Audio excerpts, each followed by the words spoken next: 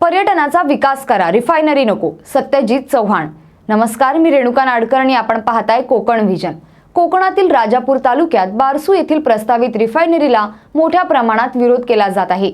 या रिफायनरीच्या माध्यमातून अनेक घातक केमिकल कंपन्या कोकणात आपला प्रकल्प उभारण्याच्या मार्गावर आहेत। पर्यावरणाला अतिशय घातक असलेले प्रकल्प कोकणातच का, असा सवाल कोकणवासियांमधून केला जात आहे। कोकणात पर्यटनावर आधारित विकास करा, मात्र रिफायनरी नको, असं वक्तव्य बारसू सोलगाव रिफायनरी विरोधी संघटनेचे मार्गदर्शक सत्यजित चव्हाण यांनी केलंय। कोकणच्या विकासाबाबत, रिफायनरी बद्दलच्या राजकीय पक्षांच्या बदलत्या भूमिकेबाबत तसेच रिफायनरीमुळे उद्ध्वस्त होणाऱ्या कोकणबाबत सत्यजित चव्हाण यांनी काय भूमिका मांडली पाहूयात। ओके, माझं नाव सत्यजित चव्हाण, मी राजापूर शहरातला आहे आणि रिफायनरी विरोधी जे संघटना आहे बारसू सोलगाव पंचक्रोशी रिफायनरी संघटना, त्याचा मी मार्गदर्शक आहे। आणि बाकी आमचं शाश्वत कोकण परिषदेचे आम्ही निमंत्रक पण आहोत, म्हणजे सगळ्या कोकणातल्या लढ्यांचं एकत्रीकरणासाठी। तर आमच्या भागामध्ये ही रिफायनरी 2017 पासून प्रस्तावित आहे। आधी नाणार परिसरात होती आणि 2021 नंतर ही आता बारसू सोलगाव पंचक्रोशी आहे तिथे ही प्रस्तावित करण्याचा प्रयत्न चालू झाला। अजून ऑफिशियली तशी प्रस्तावित झाली नाही आहे, पण यांचं पेपरवर्क रेडी वगैरे आहे म्हणतात। परंतु ही रिफायनरी जी आहे ती अरामकोची आणि ॲडनॉक म्हणून UAEची कंपनी, आणि ती अरामको सौदीची आहे। आणि बाकी 25% इंडियन ऑइल, 12.5% HPCL, 12.5% BPCL असा यांचा पूर्ण सेटअप आहे। परंतु आमचा कोकणाच्या डेव्हलपमेंटविषयीचा एक वेगळा एक प्रारूप असावं असं आमचं म्हणणं आहे। कारण कोकणातली बायोडायव्हर्सिटी आहे, नद्या आहेत, खाड्या आहेत, सडे आहेत, समुद्र आहेत, तर याच्यावर अनुसरूनच आम्हाला तिकडचा विकास पाहिजे, म्हणजे पर्यटनावर आधारित पाहिजे। तिकडचा आंबा असेल, काजू असेल किंवा मासेमारी असेल, आणि छोटे छोटे उद्योग जे असतील, कुटीर उद्योग किंवा रोजगार देणारे असतील, त्या प्रकारचं एक आम्हाला असं मॉडेल पाहिजे। कारण हे रेड कॅटेगरी इंडस्ट्री म्हणजे हा नुसता रिफायनरी प्रकल्प नाही आहे, हा पेट्रोकेमिकल कॉम्प्लेक्स पण आहे नुसतं, म्हणजे त्याच्यावर आधारित इकडे पेट्रोकेमिकल इकोसिस्टीम असं बऱ्याचशा कंपन्या राजापूर आणि देवगडच्या सड्यावर या सरकारला प्रस्तावित करायचं आहे। तर तिकडचं पूर्ण जे जीवन आहे आधारित आता पूर्णपणे, ते सगळं निसर्गावर आधारित जीवन तिकडे नष्ट होणार आहे। तर आमचं विकासाच्या या मॉडेललाच आमचा विरोध आहे, आणि कोकणात रिफायनरीसारखे केमिकल प्रकल्प प्रस्तावित करायला विरोध आहे आमचा।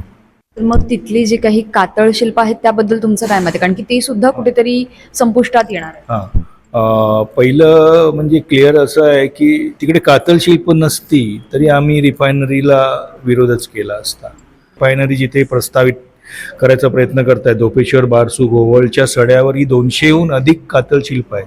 त्यातलं फक्त एकच कातळ शिल्प युनेस्कोले हेरिटेज दर्जा मिळवायच्या मार्गावर आहे, म्हणजे टेंटेटिव्ह लिस्टमध्ये ते पुढे गेलेलं आहे। आणि महाराष्ट्र राज्य सरकारच्या संस्कृती मंत्रालयाने किंवा महाराष्ट्र आर्किओलॉजिकल डिपार्टमेंटने पण 1-2 याची नोटिफिकेशन तिकडे काढली आहेत की यांचं संरक्षण झालं पाहिजे। पण आमचं असं म्हणणं आहे की 2 नाही आहे, ती 225 आहेत आणि ती विखुरलेल्या स्वरूपात आहे, त्यामुळे ते तिकडे करूच शकत नाही।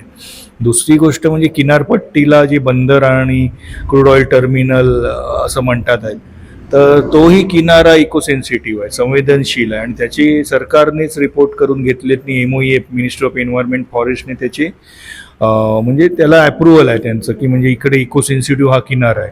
तर हे 2 मुद्दे आहेच, परंतु याच्याही पलीकडे जाऊन रोजगाराच्या मुद्द्यावर तिकडचा आंबा, काजू आणि पर्यटन आणि मासेमारी हे जे बेसिक तिकडच्या जे लोकजीवनावर आधारित, तिकडच्या संसाधनावर आधारित जी लाईव्हलीहूड आहे ते नष्ट होऊ शकेल याच्या मार्गाने।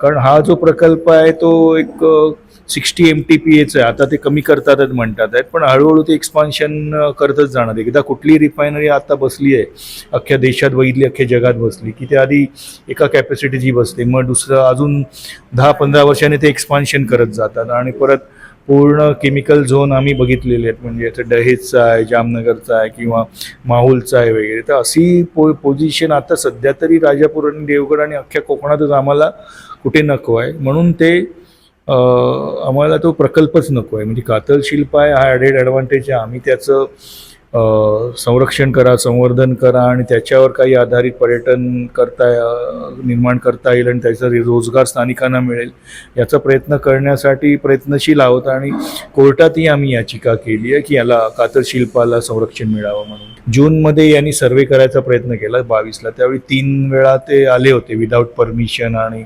फिजिबिलिटी रिपोर्ट आणि सॉईल टेस्टिंगसाठी. त्यावेळी आम्ही परत पाठवलं होतं त्यांना. पण नंतर पुढच्या या एप्रिल मेला 2023ला ते मोठ्या संख्येने सरकार आलं.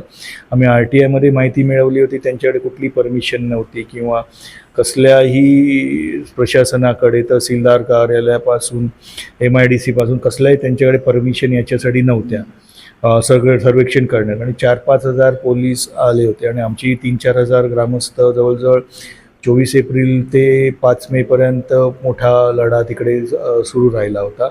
परंतु एक साधारण 359 महिलांवर आणि सगळ्यांवर केसेस झालेल्या. मी आणि मंगेश चव्हाण दोघांना डिटेन पण केलं होतं. प्रिव्हेंटिव्ह अरेस्ट झालेली. 5-6 जणांना 353 सरकारी कामात अडथळा म्हणून पण 5-6 दिवस आत टाकलं होतं. आणि असे 359 जणांवर वेगवेगळ्या प्रकारच्या केसेस आहेत.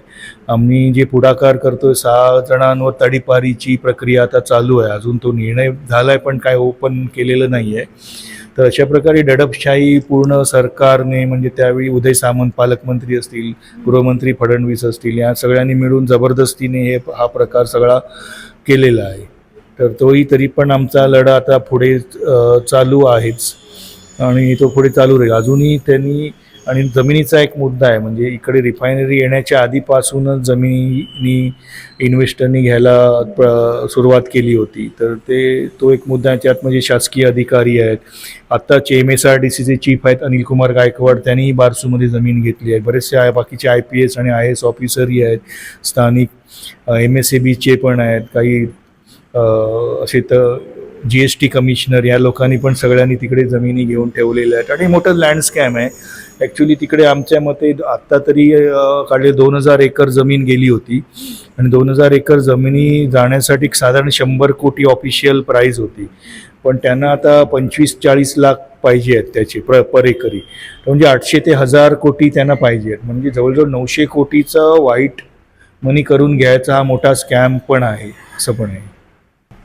सुरुवातीच्या काळात कुठल्याही पक्षाचं समर्थन बारसू सोलगाव रिफायनरीविरोधी आंदोलनाला नव्हतं.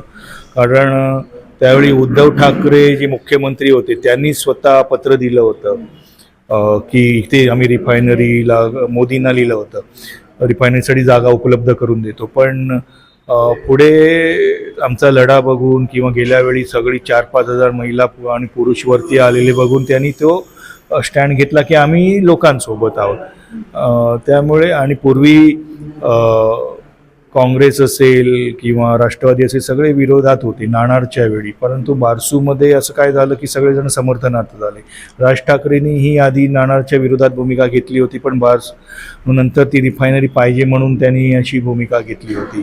काँग्रेसची नाना पाटोळे यांनीही सुरुवातीच्या काळात आमच्याबरोबर होते, पण मधल्या पिरियडमध्ये त्यांनी सांगितलं नाणारमध्ये रिफायनरी आणणार वगैरे. म्हणजे हळूहळू सर्व राजकीय पक्ष समर्थनार्थ गेले होते.